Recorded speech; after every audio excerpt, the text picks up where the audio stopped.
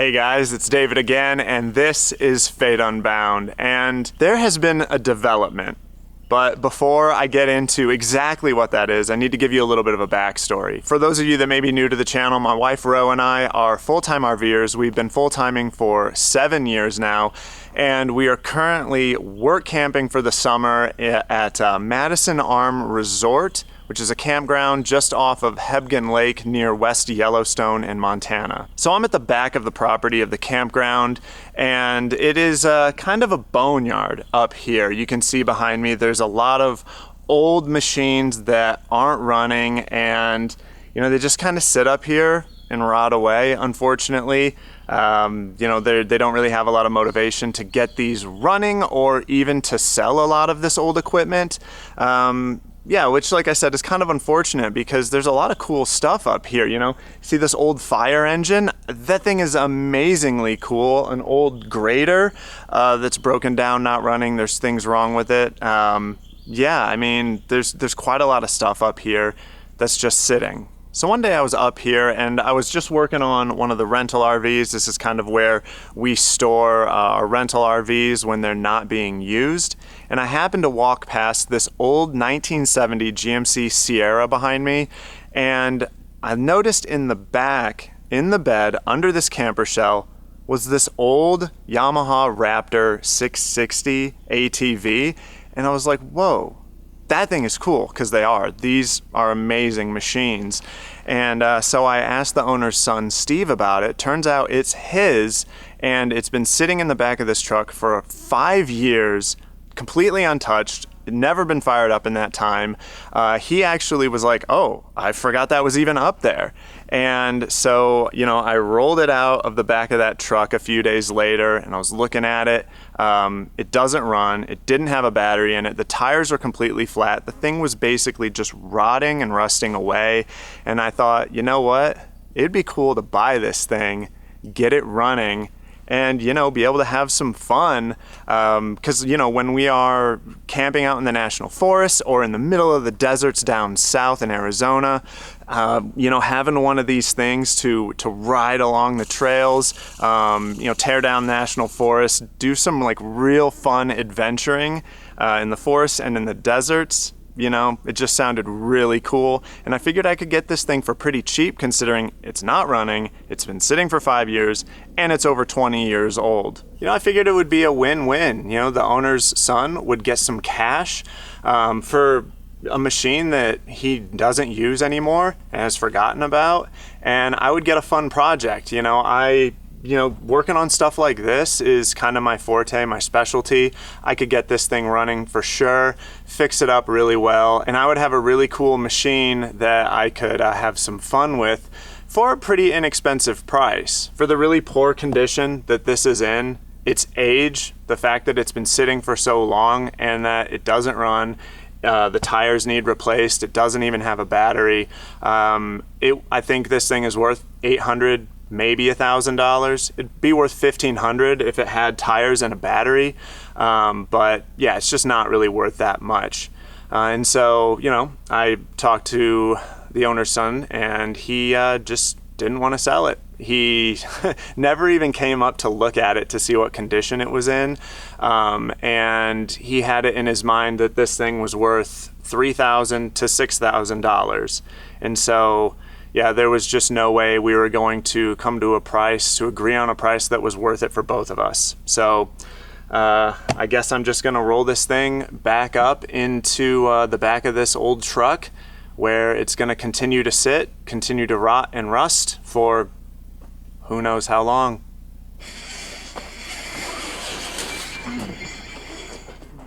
All right.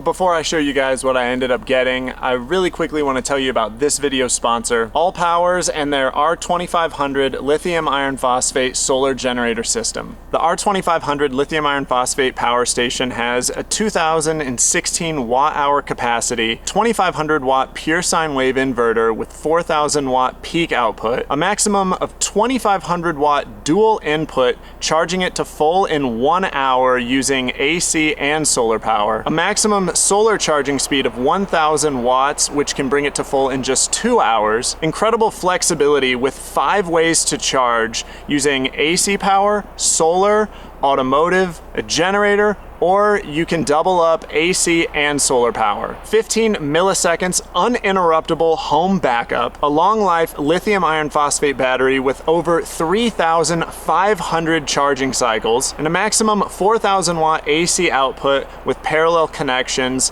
with a peak output of 12 kilowatts. And you can see I've got my travel trailer plugged into the R2500, so it may as well be like I'm connected to shore power. And I've got the SF200 200 watt solar panel connected to the power station, keeping it charged while it powers my travel trailer. And a feature that I really love about this power station in particular is that it has a 30 amp plug built in, and so you don't have to use an adapter to step from 30 amp to 15 or 20 amp standard wall outlet plug like most power stations. And there's a wide assortment of AC and DC plugs and ports, so you can power just about any device using this power station, and all of those plugs and ports are covered by high quality covers that fully encapsulate the ports, protecting them from the elements. So if you're interested in picking up this solar generator system from ALLPOWERS, I'll go ahead and post a link in the video description below, and if you use promo code FATEUNBOUND at checkout, you can save 10%. Big thanks to ALLPOWERS. Now let's get back to the video. But you know what?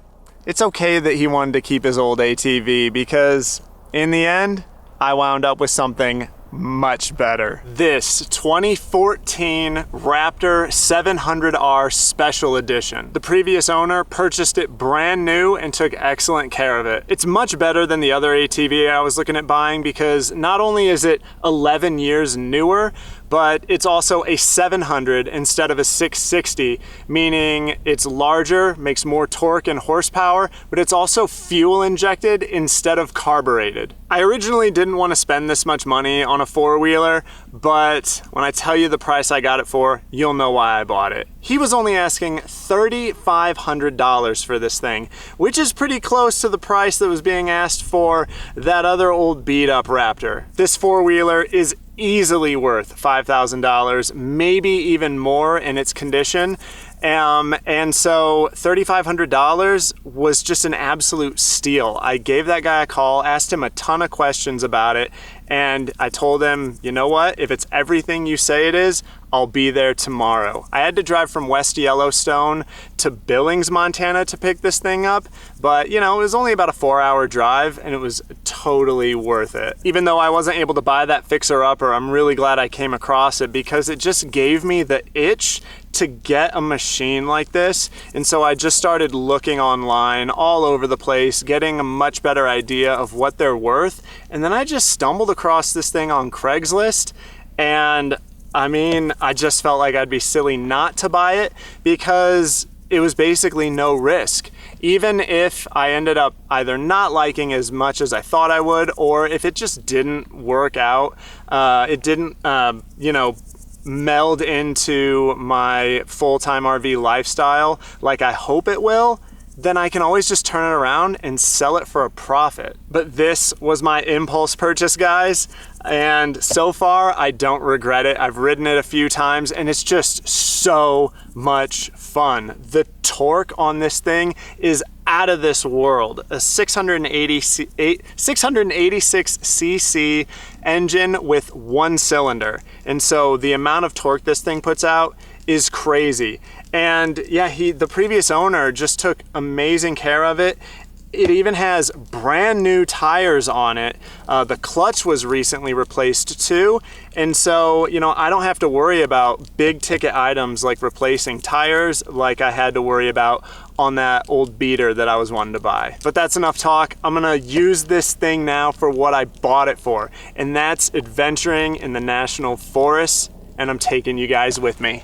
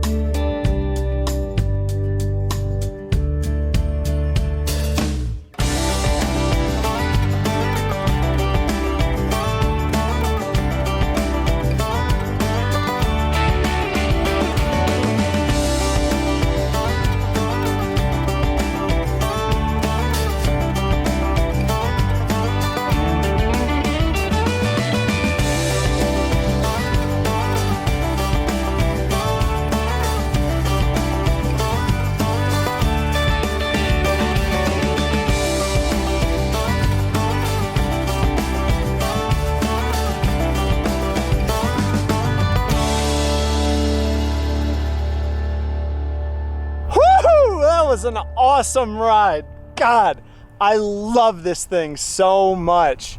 It's just so much fun. And you know, a lot of that, you know, the trip here was really rough roads, and like, sure, our truck could have made it. It definitely would have made it, but you know, it's got really hard suspension because it's a 3/4 ton diesel truck made for towing and hauling.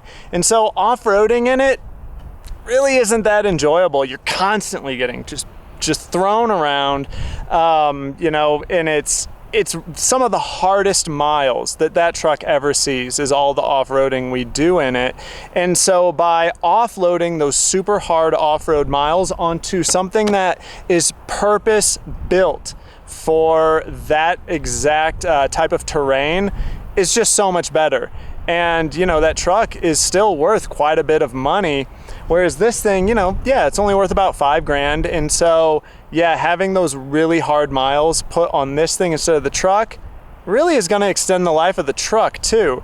And on top of that, this might seem kind of silly, but it's true. This thing actually gets pretty good gas mileage.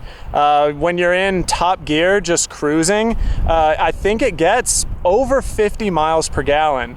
And so it does way better on fuel as well than that diesel truck and off-roading. Now, I'm sure you guys do have a couple questions. How the heck am I gonna get this places? Where am I gonna keep it? Well, believe it or not, it actually fits pretty well in the back of the truck. Here's a picture of it up in the back of the truck the day I brought it home. It does take up nearly the entire truck bed, but thankfully there's still enough room for the 75-gallon water tank that I've got in there and some other things that are really important, like the generator, my tools, the Wonder Wash, what we wash our clothes in. But other than that, this has been an opportunity to get rid of a lot of junk that I have in the back of the truck that I've been keeping around just because I have room. And so, yeah, believe it or not, about half of the stuff that was in the back of the truck, space-wise, it's just junk that I can get rid of. What's really cool is that Madison Arm Resort, where Ro and I are work camping, is just right there. I can see it's directly behind me. We can see this lookout tower and the cell towers that are up here from that campground, and Ro and I have always been like, you know, we want to get up there. We want to go up there. And, you know, once I got the four-wheeler, I was like, yeah, I'm going to get up there. Don't worry. I'm going to take Ro with me too. We've got plans to head on up here together. I just wanted to run up here, you know, I couldn't wait. I just couldn't wait, you guys. I wanted to come up, film this video, show off this awesome spot to you guys. It's at 7,000 feet, just a little over 7,000 feet. And I think the campground is at like 6,400. So I'm a good 600 feet up from even where the campground is at. And man, this view is just breathtaking, you guys. Oh man, I'm so excited. I'm so happy, and I'm just really stoked for all the awesome adventures that we're gonna go on this four-wheeler. It's just such an amazing machine. I'm so happy I got it. And I really am. I'm the kind of person that really likes working on cars, motorcycles, just engines in general. And so maintaining this thing is even gonna be a pleasure for me. I just really enjoy wrenching on things. That is one of the biggest tasks that I've gained the most fulfillment from at Madison Arm Resort working there, is that there's just a lot of equipment, a lot of ATVs, a lot of vehicles, etc. Golf carts that have needed maintained, fixed up, and put back into service.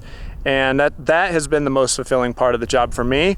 And so now I got this thing, get to work on it, I get to maintain it, I get to ride it. Oh man, I'm just so happy, you guys. So there you go, guys. That is my big impulse purchase that I wanted to share with you. What do you think? Was it a good idea? Was it a silly idea? Is this kind of a ridiculous thing for a full-time RVer like me to have? You know, something that's taking up so much room in the back of my truck, stealing all that storage area? Or was it a good investment that I'm gonna have a lot of awesome adventures on? Adventures that I'm gonna take you guys on with me too. What do you think, sweetie? Was it a good idea? I think she thinks it was a good idea. But thanks guys for watching. My name's David. This is Fate Unbound, and I'll see you guys in the next one. Say goodbye, sweetie. Boo! What?